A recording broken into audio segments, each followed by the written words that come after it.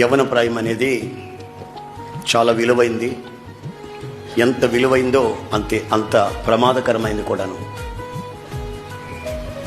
ఈ విలువైన దాన్ని ప్రమాదకరంగా మనం మలుచుకోకుండా ఉండేటట్లు మనల్ని నడిపించగలిగినటువంటి ఒకే ఒక మార్గదర్శి పరిశుద్ధ గ్రంథం బైబిల్. ఈ బైబిల్ని మీరు ఎంత చదువుతారో అంత చక్కటి మార్గంలో మిమ్మల్ని తీసుకొని వెళుతుందని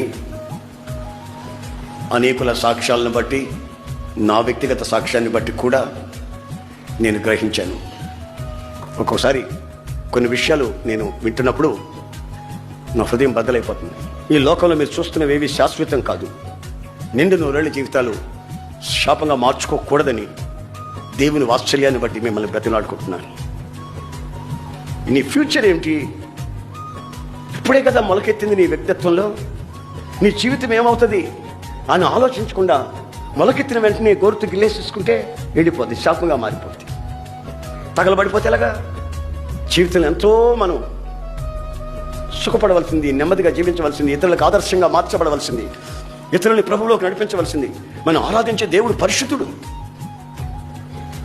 ఆ పరిశుద్ధత అనే గురి మన గుండెల్లో నిలిచిన నాడు మన వ్యక్తిత్వంలో ఓ గొప్ప ఆనందాన్ని, ఆరాధనని అనుభవిస్తాం.